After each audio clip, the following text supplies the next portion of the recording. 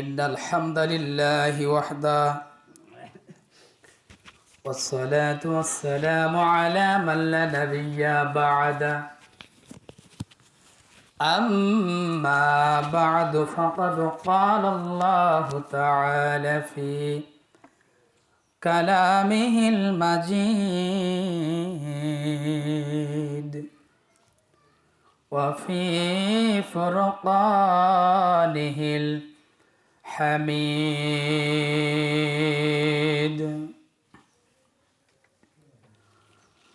أعوذ بالله من الشيطان الرجيم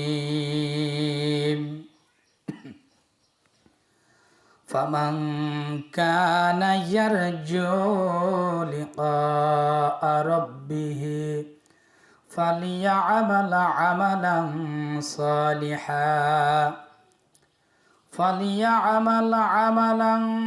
صالحا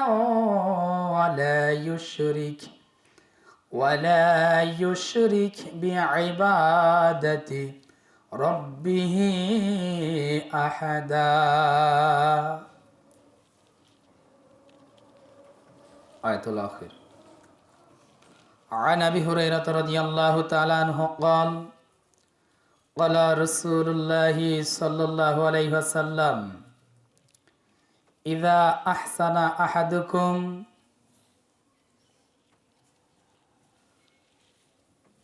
فكل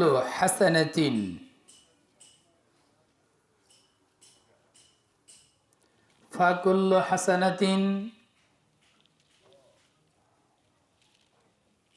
تكتب بعشر أمثالها إلى 700 ضعف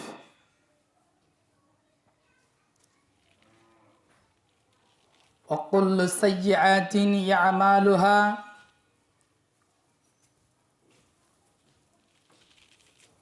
تكتب إلى بمثلها رواه البخاري.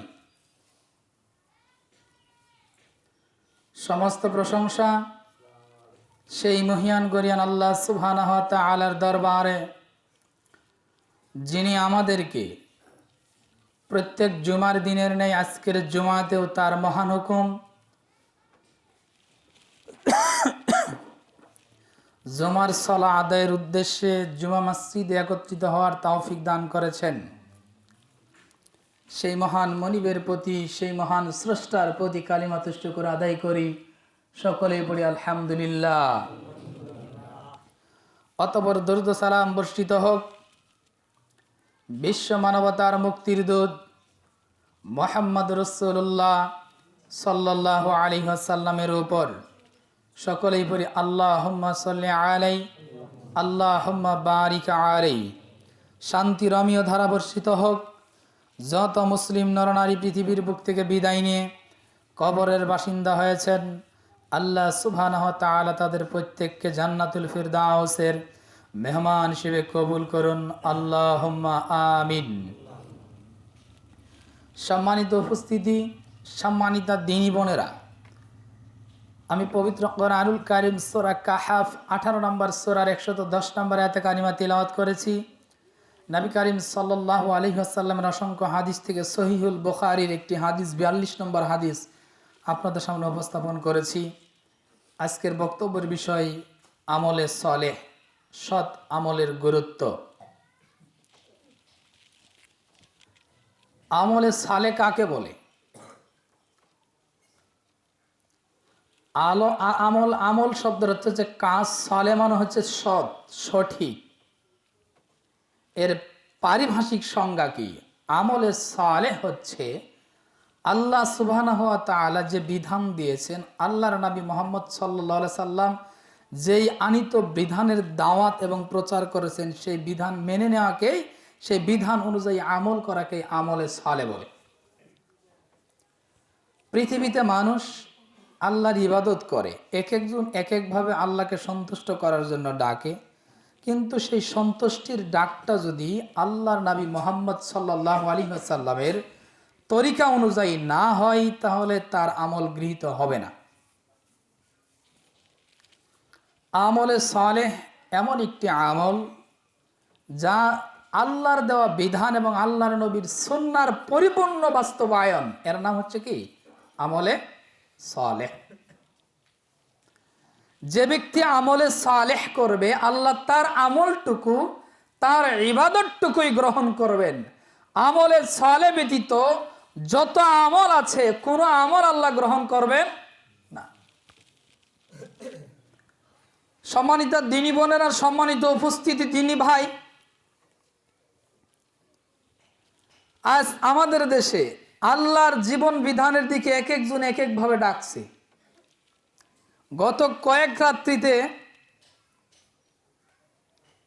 ঘরোয়া প্রোগ্রাম বলে যাকে, মাহফিল মহফিল বলে যেটারে, তরিকা ভাইদের, ওনারা একজন বলছে, ওনাদের এক মৌলবী, যে আল্লাহর নবী তার বাপের জানাজা করে তিনি আবার তার মায়ের কুলে ফিরে গেলেন, নাউজুবিল্লাহ মিন যালিক।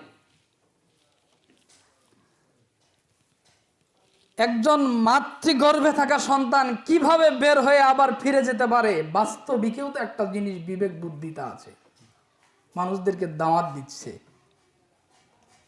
একটু আকল যদি থাকে, সাধারণ দৃষ্টিভঙ্গিতে কোরআন সুন্নাহর জ্ঞান যদি নাও থাকে, তবুও তো এটা বোঝা যায় যে কিভাবে মায়ের গর্ভ থেকে বের হয়ে তারপর বাবার জানাজা করে আবার চলে গেলেন। এক ব্যক্তি আল্লাহর নবীকে বললেন, এক সাহাবী, আল্লাহর নবী আমার বাবার অবস্থান কোথায়? বললেন তোমার বাবা জাহান্নামী। তিনি কেঁদে দিলেন। আল্লাহর নবী বললেন তোমার বাবার যে অবস্থা আমার বাবারও সেই অবস্থা। আমি আপনাকে কি দিয়ে বোঝাই? বর্তমান সময়ে খুতবার নাম করে, মাহফিলের নাম করে মানুষগুলা মানুষদেরকে বিপদগামী করছে। আল্লাহর নবী এই জন্য বলেছেন, এমন একটা সময় আসবে যে খতিবের খুতবা শুনে, মাহফিলের বক্তার ওয়াজ শুনে জাতি হেদায়েত প্রাপ্ত হবে তো দূরের কথা, জাতি গুমরা হয়ে পথভ্রষ্ট হয়ে যাবে।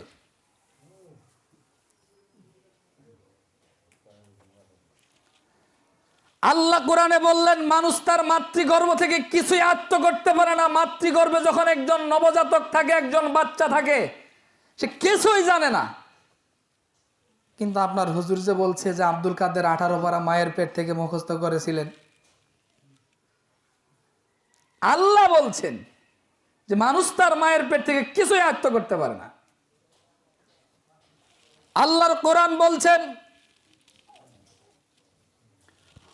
অসংখ্য মাখলুকাত আল্লাহ নিজে নির্ধারণ করে দেননি, করলে করতে পারতেন। অসংখ্য অসংখ্য, অগণিত না, আল্লাহর কাছে তো একটা গণনা আছে নাকি? অসংখ্য মাখলুকাত, অথচ আমার মতো মৌলবী দাঁড়িয়ে বলছে 18,000 মাখলুকাত। এগুলো সব বিভ্রান্তি এবং ভুয়া কথা, যে এই কথার পিছনে কোনো দলিল নেই। আপনি যদি একটা জমিনের দাবি করেন, সেটা যদি নদীর মাঝেও হয়, সেই জমিনের যদি আপনার পৈতৃক সূত্রে পেয়ে থাকলেও আপনার বাপদাদার কাগজপত্র লাগবে। যদি আপনি নিজে যদি কিনে থাকেন, সেটা দান কবলা হোক, সাব কবলা হোক, আপনার রেজিস্ট্রারি অফিসের দলিল লাগবে। আপনি যদি মুখের কথায় জোর গলায় বলেন, সেই দলিল জায়গাকে আপনাকে দিবে মানুষ? তেমনি কোরআন এবং সুন্নাহর প্রত্যেকটা কথা দলিল থাকতে হবে।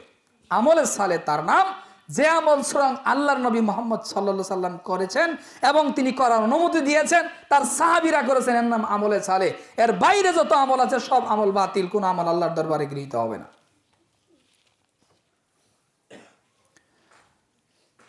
কোন ব্যক্তি যদি তার রবের সঙ্গে সাক্ষাৎ করতে চায়, ওই ব্যক্তিকে অবশ্যই আমলে সালে করতে হবে। আল্লাহ বলছেন, ফামান কানা ইয়ারজু লিকা রাব্বিহি ফালিয়ামাল আমালান সালিহা। যে ব্যক্তি আশা রাখে যে তার রবের সঙ্গে সাক্ষাৎ করবে, তার রবের সঙ্গে মোলাকাত করবে, আল্লাহর নবীকে বললেন, আল্লাহর নবী আমরা কি আমাদের রব আল্লাহকে দেখতে পারবো? তখন আল্লাহর নবী জবাব দিলেন যে পূর্ণিমার চাঁদ কি তোমাদের কারো দেখতে অসুবিধা হয়? হয় কি? পূর্ণিমার চাঁদ তো আপনারা বুঝেন, যখন চাঁদটা পরিপূর্ণ হয়ে যায়, পূর্ণিমার চাঁদ দেখতে কি কোনো অসুবিধা হয়? কয় না। যদি এটা অসুবিধা না হয়, তোমরা তোমাদের চক্ষু দিয়ে তোমাদের রব আল্লাহকে দেখতেও তোমাদের অসুবিধা হবে না। সুবহানাল্লাহি ওয়া বিহামদিহি ওয়া সুবহানাল্লাহিল আযীম। আল্লাহ বলছেন, ফামান কানা ইয়ারজু লিকা রাব্বিহি। অতঃপর যে ব্যক্তি তার রবের সঙ্গে সাক্ষাৎ লাভের আশা রাখে, ফালিয়ামাল আমালান সালিহা। ওই ব্যক্তি যেন সৎ আমল করে, ভালো কর্ম সম্পাদন করে। ওই ব্যক্তি যেন কি করে? সৎ আমল করে, ভালো কর্ম সম্পাদন করে, উৎকৃষ্ট বিষয়গুলো সে যেন বাস্তবায়ন করে। এবং কি করবে? ওয়ালা ইউশরিক বিইবাদাতি রাব্বিহি আহাদা, কিন্তু তার রবের একত্বের ভিতরে কাউকে শরিক করবে না, অংশীদারিত্ব স্থাপন করবে না, সমকক্ষ নির্ধারণ করবে না। তাহলে আল্লাহ বললেন, যে ব্যক্তি তার রবের সঙ্গে সাক্ষাৎ লাভের দৃঢ়তা পোষণ করে, সাক্ষাৎ লাভের আশা পোষণ করে, ওই ব্যক্তি যেন ফালিয়ামাল আমালান সালিহা, ভালো আমল, সৎ আমল, নিষ্ঠাবান আমল যেন সম্পাদন করে। ওয়ালা ইউশরিক বিইবাদাতি রাব্বিহি আহাদা। আল্লাহ রাব্বুল আলামিন বলছেন ক্ষতিগ্রস্ত আমল সম্পর্কে, যে আমলের ব্যাপারে কারা ক্ষতিগ্রস্ত। সূরা কাহফের 102 নম্বর আয়াত, কুল হাল নুনাব্বিউকুম বিল আকসারিনা আমালা, বল নবী আপনি বলে দিন, হাল নুনাব্বিউকুম বিল আকসারিনা আমালা, আমি কি তোমাদেরকে ক্ষতিগ্রস্ত আমল সম্পর্কে বলে দেব না? যে আমল করলে একজন মানুষ পরকালীন জিন্দেগিতে ক্ষতিগ্রস্ততার অন্তর্ভুক্ত হবে, আমি কি তোমাদের সেই আমল সম্পর্কে বলে দিব না? সুতরাং আল্লাহ বলছেন, আল্লাহ তার নবীকে বলছেন, নবী আপনি বলে দিন যে কুল হাল নুনাব্বিউকুম বিল আকসারিনা আমালা, আমি কি তোমাদেরকে ক্ষতিগ্রস্ত আমল সম্পর্কে বলে দিব না? যারা আমলের ব্যাপারে ক্ষতিগ্রস্ত হয়ে গেছে, যাদের আমল আল্লাহর কাছে যাদের আমল এর দিকে আল্লাহ দৃষ্টিপাত করবেন না, আল্লাহ তাকাবেন না, তাদের আমল সম্পর্কে কি আমি বলে দিব না? আল্লাযীনা দাল্লা সাইয়ুহুম ফিল হায়াতিদ দুনিয়া, যারা তাদের আমলের ব্যাপারে দুনিয়ার জীবনে ভ্রষ্টতায় নিমজ্জিত হয়েছে, যারা দুনিয়ার জীবনে তাদের আমলের ব্যাপারে তারা ভ্রষ্টতায় নিমজ্জিত হয়েছে, উলাইকাল্লাযীনা কাফারু বিআয়াতি রাব্বিহিম, আর এরাই হচ্ছে তারা যারা তাদের রবকে, তার রবের নিদর্শনকে, তার রবের আয়াতকে অস্বীকার করে, অলিকাইহ, এবং তার রবের সঙ্গে যে সাক্ষাৎ করবে, রবের সামনে যে দাঁড়িয়ে দণ্ডায়মান হয়ে দুনিয়ার জীবন সম্পর্কে জবাবদিহিতা করতে হবে, এটাকে অস্বীকার করে। তারা তাদের রবের আয়াতকে অস্বীকার করে এবং তাদের রবের সঙ্গে যে সাক্ষাৎ করতে হবে, মোলাকাত করতে হবে, এটাও তারা অস্বীকার করে। ফাহাবিতাত আমালুহুম, তাদের আমল বিনষ্ট হয়ে গেছে। ফালা নুকিমা লাহুম ইয়াউমাল কিয়ামাতি ওয়াজনা, তাদের আমল কিয়ামতের ময়দানে আল্লাহ রাব্বুল আলামিন ওজনও করবেন না, পরিমাপও করবেন না। তারা যে আমল করবে, এই আমলকে তারা কি করবেন না, কিয়ামতের দিন আল্লাহ তাদের আমল ওজনও করবেন না, তাদের আমল পরিমাপও করবেন না। অথচ আল্লাহ কি বলছেন? সূরা জিলজালের ভিতরে 7 নম্বর আয়াত, ফামান ইয়ামাল মিসকালা যাররাতিন শাররান ইয়ারা, যে ব্যক্তি অনুপরিমাণ জাররা পরিমাণ বদ আমল করবে, মন্দ আমল করবে, সেটা আল্লাহ দেখাবেন। ওয়ামান ইয়ামাল মিসকালা যাররাতিন খায়রান ইয়ারা, যে ব্যক্তি ভালো কাজ করবে সেটাও আল্লাহ দেখাবেন। এবং কিয়ামতের দিন আল্লাহ প্রত্যেকটা ব্যক্তির আমল পরিমাপ করবেন। ফামান খাফাত মাওয়াজিনু, যে ব্যক্তির আমলের পাল্লা ভারী হবে, সেই ব্যক্তি তো সেই দিন মহা উল্লাসে থাকবে। আর যার আমলের পাল্লা সেই দিন নেকির পাল্লা, সওয়াবের পাল্লা, আমলে সালে করার যে পাল্লা, যেটা কমতি হয়ে যাবে, পাতলা হয়ে যাবে, সাকিলা হয়ে যাবে, হালকা হয়ে যাবে, ওই ব্যক্তির জন্য রয়েছে জাহান্নাম। কিন্তু আল্লাহ এই ব্যক্তিদের আমলকে ওজনও করবেন না, যারা আমলের ব্যাপারে ক্ষতিগ্রস্ত, যারা আমলের সঙ্গে আল্লাহর দেওয়া জীবন বিধান আর আমলের সঙ্গে আল্লাহর দেওয়া বিধানের কোনো মিল নেই, যার আমলের ব্যাপারে আল্লাহ নবীর সুন্নাহর কোনো মিল নেই, এরা ওই ব্যক্তি যারা তাদের রবের আয়াতকে অস্বীকার করে, রবের সঙ্গে সাক্ষাৎকে অস্বীকার করে। আল্লাহ বলছেন যে এদের আমলকে আল্লাহ কবুল করবেন না, এদের আমলকে কিয়ামতের দিন ফালা নুকিমা লাহুম ইয়াউমাল কিয়ামাতি ওয়াজনা, কিয়ামতের দিন আল্লাহ এদের আমলকে পরিমাপ করবেন না। আস্তাগফিরুল্লাহ, এদের আমলকে কি করবেন না, পরিমাপ করবেন না। সম্মানিত সুধী, সম্মানিত উপস্থিতি, বলছিলাম আমলে সালেহ গুরুত্ব। আপনি যে আমলই করেন সে আমলটা যেন আল্লাহর নবীর সুন্নাহ অনুযায়ী হয়, আল্লাহর নবীর দিক নির্দেশনা মোতাবেক হয়। নচেত এই আমল কিয়ামতের ময়দানে আল্লাহ কবুল করবেন না যদি ব্যতিক্রম হয়ে যায়। একজন মানুষের আমলের সঙ্গে পৃথিবীর সমস্ত মানুষের, বিশেষ করে উম্মতে মুহাম্মদের আমলকে মিলাবেন, তিনি হচ্ছেন মুহাম্মদ রাসূলুল্লাহ সাল্লাল্লাহু আলাইহি ওয়াসাল্লাম। অনুসরণের একমাত্র কেন্দ্রিত্বের ব্যক্তিত্ব হচ্ছেন মুহাম্মদ রাসূলুল্লাহ সাল্লাল্লাহু আলাইহি ওয়াসাল্লাম। এই জন্য তার নীতি অনুযায়ী আমল করার নাম হচ্ছে আমলে সালেহ। তার নীতি অনুযায়ী আমল করার নাম কি? আমলে সালেহ। বলতেছিলাম আল্লাহর নবীর যতটুকু যে আমল যেভাবে করতে বলেছেন ওই আমলটা অতটুকু ওভাবে করার নাম হচ্ছে সুন্নাত। আর এর বাইরে যদি কেউ কয় যে ইবাদত করলে কি পাপ হবে, কিন্তু আল্লাহর নবীর সুন্নাত যদি না হয়, সওয়াবের আশায় যদি করে, সেটা হবে বিদআত। আর বিদআতের থাকার জায়গা হচ্ছে জাহান্নাম। আমরা ইবাদত করতে গিয়ে ইবাদতটা যতটুকুই করি কিন্তু এর চেয়ে বেশি করার চেষ্টা করি আমরা। তিন ব্যক্তি আল্লাহর নবীর আমল সম্পর্কে আল্লাহর নবীর স্ত্রী মা আয়েশা রাদিয়াল্লাহু তাআলা আনহাকে জিজ্ঞাসা করলেন, বললেন যে আল্লাহর নবীর আমল কেমন ছিল? তখন তিনি বললেন তিনি রাত্রিতে দাঁড়িয়ে সালাত আদায় করেছেন এবং তিনি ঘুমিয়েছেন। তিনি সালাত আদায় করেছেন, তিনি ঘুমিয়েছেন,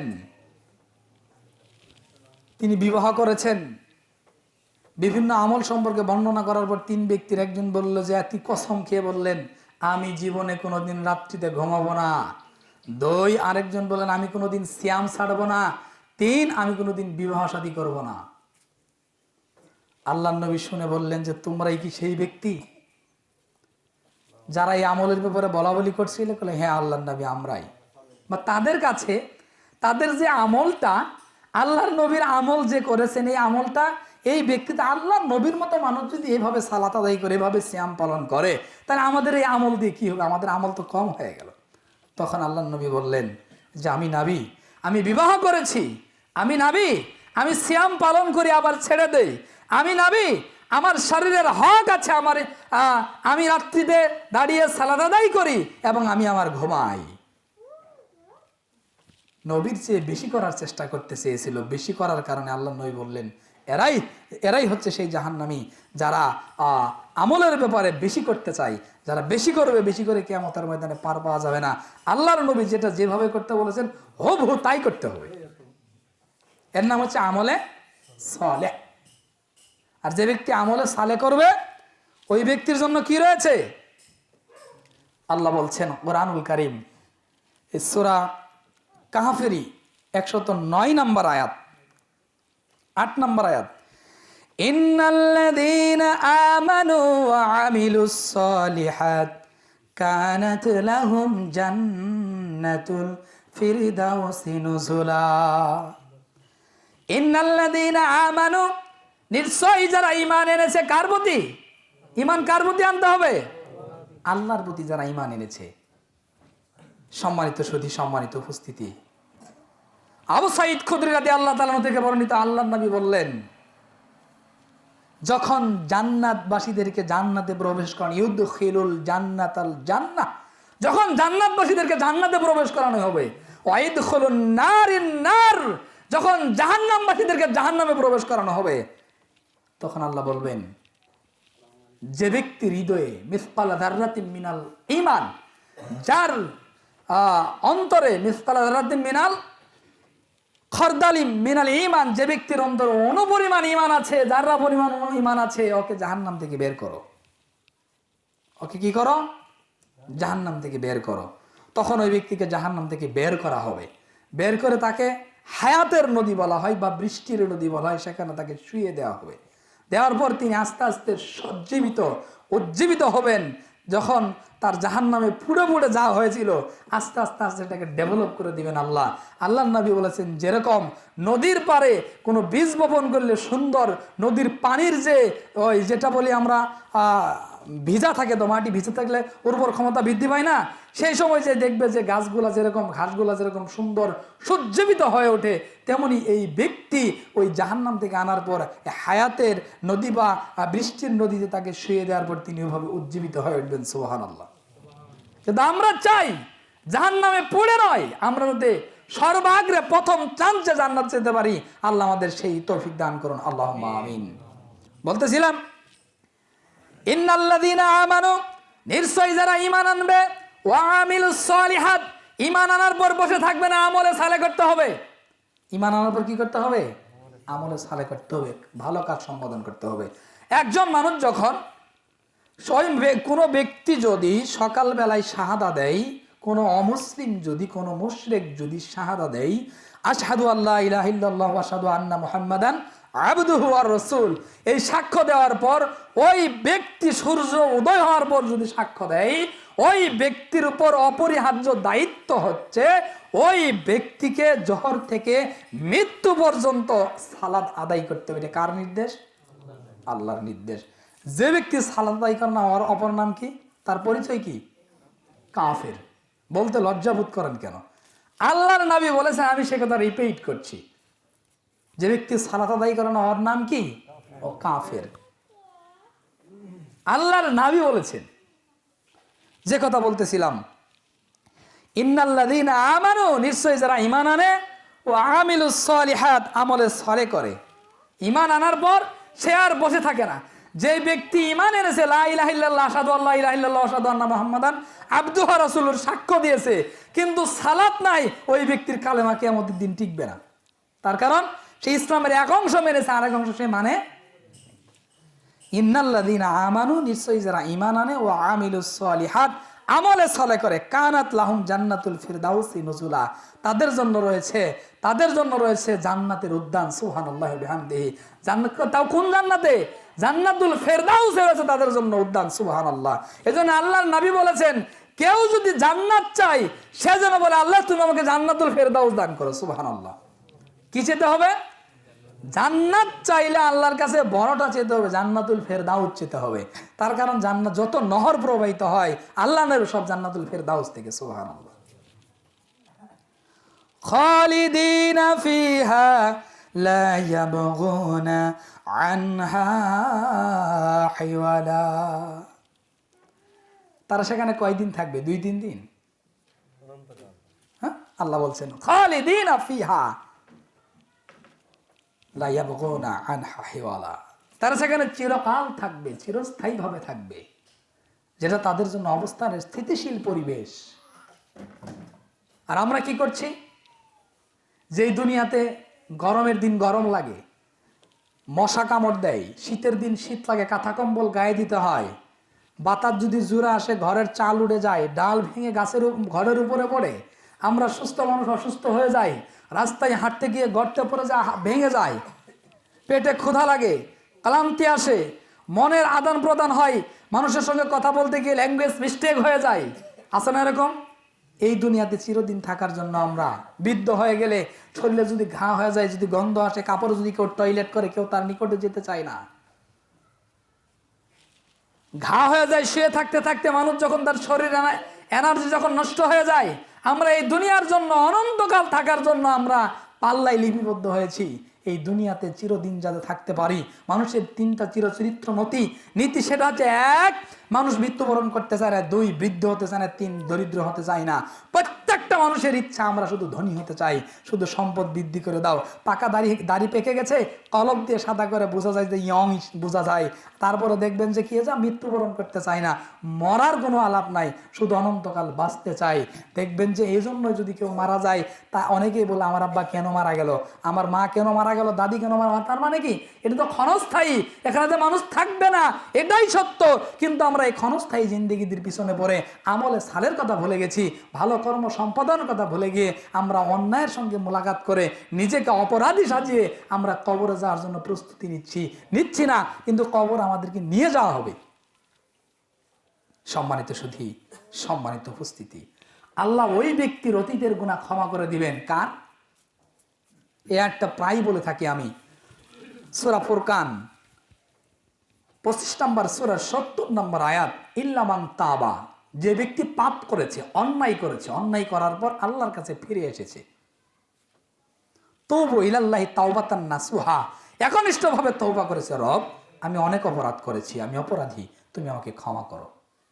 আল্লাহ বলছেন ইল্লা মান তাবা, যেই ব্যক্তি অপরাধ করার পর তার রবের কাছে তওবা করবে, ইল্লা মান তাবা, অপরাধ করার পর তওবা করে, ওয়া আমানা ঈমানান ওয়া আমিলা সালিহা, আবার বললেন আমলে সালেহ করে, ঈমান আনে, তওবা করার পর পরিপূর্ণ ঈমান আনে, রবের উপরে আত্মসমর্পণ করে, করার পর তওবা করার পর ঈমান এনে ওয়া আমিলা সালিহাত, আমলে সালেহ করে, ইউবাদদিলুল্লাহু সাইয়্যাতিহিম বিল হাসানাত, আল্লাহ সৎ আমল করার কারণে, ঈমান আনার কারণে ওই ব্যক্তির অতীত জীবনের গুনাহকে আল্লাহ নেকি দ্বারা পরিবর্তন করে দিবেন।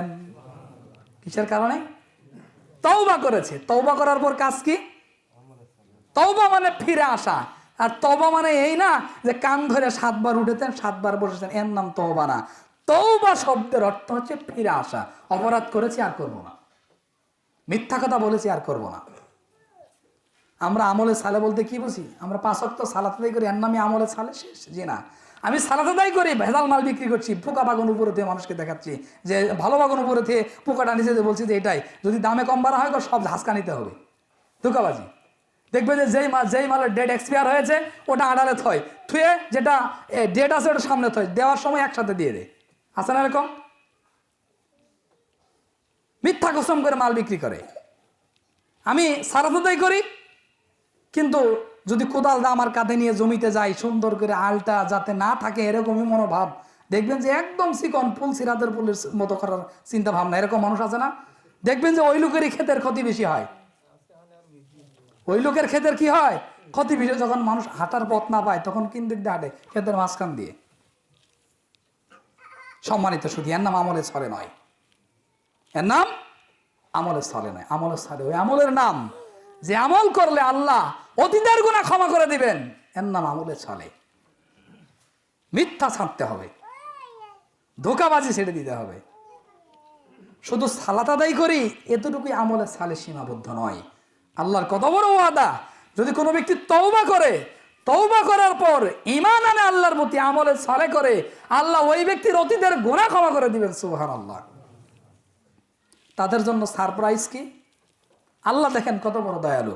বুখারীর 42 নম্বর হাদিস, আবু হুরায়রা থেকে বর্ণিত, আল্লাহর নবী মুহাম্মদ সাল্লাল্লাহু আলাইহি ওয়াসাল্লাম বলেছেন যে ইযা আহসানা আহাদুকুম, যখন তোমাদের কেউ কোনো আমল করে, যখন তোমাদের কেউ কোনো উত্তম কাজ করে, ভালো কাজ করে বা আমলে সালেহ করে, ফাকুল্লু হাসানাতিন ইয়ামালুহা, যখন কোনো ব্যক্তি উত্তম কোনো কাজ করে, আমলে সালেহ করে, ভালো কর্ম সম্পাদন করে, তুকতুব, তখন লেখা হয় বি আশরি আমসালিহা ইলা মিয়াতি দিস ইলা সাবি মিয়াতি দিস। যখন কোনো ব্যক্তি কোনো ভালো কর্ম সম্পাদন করে, আমলে সালেহ করে, তখন আল্লাহ তার আমলটাকে 10 গুণ থেকে শুরু করে 70 গুণ পর্যন্ত আল্লাহ বৃদ্ধি করেন। ইলা সাবি মিয়াতি দিব না, 700 গুণ। সাবি মিয়াতি, সাবুন মানে 70 আর মিয়াতি 100, মানে সাবি মিয়াতি দিব মানে 700 গুণ পর্যন্ত আল্লাহ বৃদ্ধি করেন। সুবহানাল্লাহ। যেই ব্যক্তি কোনো ভালো কাজ করে, আল্লাহ তার কাজটাকে কি করেন? তার সওয়াবটাকে, তার নেকিটাকে 700 গুণ পর্যন্ত বৃদ্ধি করেন। এরপরে বললেন কুল্লু সাইয়্যাতিন ইয়ামালুহা, যদি কোনো ব্যক্তি কোনো অন্যায় কাজ করে, যদি কোনো ব্যক্তি কোনো খারাপ কাজ করে, তুকতুব, তখন লেখা হয় বিমিসলিহা, অনুরূপ। যদি একটা অন্যায় কাজ করে একটাই লেখা হয়, কিন্তু যদি কোনো ব্যক্তি ভালো কাজ করে সেটাকে আল্লাহ 10 থেকে 700 গুণ পর্যন্ত বৃদ্ধি করেন। সুবহানাল্লাহ। এই জন্য আমাদেরকে আমলে সালেহ করতে হবে। আমলে সালেহ ওই আমলের নাম যে আমল আল্লাহর নবী যেভাবে করতে বলেছেন, তার দেখানো পদ্ধতিতে, তার অনুসরণে সে আমল করতে হবে। তাহলে কি হবে? কিয়ামতের দিন আল্লাহ আমাদের আমলকে ওজন করবেন। আমাদের জন্য রয়েছে ওই জান্নাত, কি জান্নাতুল ফেরদাউস, যা আমাদের জন্য চিরদিনের জন্য বসবাসের উপযোগী উদ্যান। সম্মানিত সুধী, আল্লাহর নবী বুখারীর হাদিসে বলেছেন, ইমাম বুখারী বর্ণনা করেছেন, আল্লাহর নবী বলেছেন দুনিয়া এবং আখিরাতের তুলনা দিতে গিয়ে, দুনিয়াতে আমরা জানি 60, 70, 100 বছরের বৃদ্ধা লোক এখন খুব কম খুঁজে পাওয়া যায়। দেখবেন যে যতদূর পর্যন্ত যাই না, গড় আয়ু হচ্ছে 60, 62 বা 65 বছর এরকম। আল্লাহর নবী বলেছেন যদি কোনো সমুদ্রের ভিতরে কোনো আঙ্গুল চুবিয়ে দেওয়া হয়, সে আঙ্গুলে কত মন পানি উঠবে? 1 ফোঁটা ধরেন 2 ফোঁটা, অনেক সময় দেখবেন যে ফোঁটাও ওঠে না, শুধু আঙ্গুল একদম কি নিট আর ক্লিন, কোনো পানি থাকে না। দিয়ে বললেন যে এটা হচ্ছে দুনিয়া, এর নাম কি দুনিয়া। আর সমুদ্রের যত পানি আছে পরিমাপ করার ক্ষমতা আছে কারো আল্লাহ ছাড়া, এটা হচ্ছে আখেরাত। এটার নাম কি? এটার নাম আখেরাত। এই আলোচনা শোনার পরেও দেখবেন যে উৎপেত আছে এক শ্রেণীর মানুষ, যে বাবা মারা গেলে কিভাবে বোনের সম্পত্তি আত্মসাৎ করা যায়, কিভাবে এতিম ভাইটাকে ঠকিয়ে দেওয়া যায়, কিভাবে মিথ্যা কসম করে মাল বিক্রি করা যায়, কিভাবে ধনী হওয়া যায়, কিভাবে ডেভেলপ হওয়া যায়, কিভাবে মানুষ বাড়িতে আসলে তাকে না খাওয়ানো যায়, কিভাবে মানুষকে কষ্ট দেওয়া যায়। আমাদের চিন্তাধারা হচ্ছে আমরা প্রত্যেক জুমাতে আলোচনা শুনে আমরা চলে যাচ্ছি, আমরা সকলেই অপরাধী, অপরাধের সঙ্গে আমরা লিপ্ত, অপরাধ করতে আমাদের ভালো লাগে। শয়তান আমাদের বন্ধু হয়ে গেছে, যে শয়তান ছিল আমাদের শত্রু। সম্মানিত সুধী, সম্মানিত উপস্থিতি, এই জন্য আমাদেরকে আমলে সালে করতে হবে, যে আমলের মাধ্যমে আল্লাহ জান্নাত দিবেন, যে আমলের কারণে বিনিময়ে আল্লাহ আমাদেরকে, অবশ্যই কোনো ব্যক্তি আমল করার কারণে জান্নাতে যেতে পারবে না যদি আল্লাহর ক্ষমা না থাকে, কিন্তু অবশ্যই কিছু করতে হবে পাথেয়। ইমানকে শিরিক মুক্ত রাখতে হবে, আমলকে বিদাত মুক্ত রাখতে হবে। আল্লাহ আমাদের তৌফিক দান করুন, আল্লাহুম্মা আমিন। সম্মানিত সুধী, সম্মানিত উপস্থিতি, আল্লাহ তুমি বড় দয়াবান, তুমি বড় ক্ষমাবান। তুমি আমাদের প্রত্যেকটা ব্যক্তিকে মিথ্যা, অন্যায়, অপকর্ম, সুদ, ঘুষ ছেড়ে দেওয়ার তৌফিক দান করো। আপনি সালাত আদায় করেন, এটা আমলে ছালে, তাহাজ্জুদ করেন, খুব ভালো, কিন্তু আপনার স্ত্রী বাবার বাড়ি থেকে 10,000 টাকা এনেছিল আজ থেকে 40 বছর আগে, ওই টাকা যে আজও পর্যন্ত ধানের উপর লাগিয়ে নিজের উন্নতি সাধনের জন্য বলছে যে যদি বৃদ্ধ হয়ে যায় কেউ কারো না, ছেলে মেয়ে কেউ কাউ দেখবে না, তার মানে রিজিকের মালিক আল্লাহ ভুলে গেছে। ও যে সুদের উপর টাকা লাগিয়ে নিজের মূলধন করার চেষ্টা করছে, স্বামী ছেলে কেউ যেন না জানে। ও যতই কোরআন পড়ুক, যতই তাহাজ্জুদ পড়ুক, যতই যাই করুক, ও জাহান্নাম থেকে বাঁচতে পারবে না।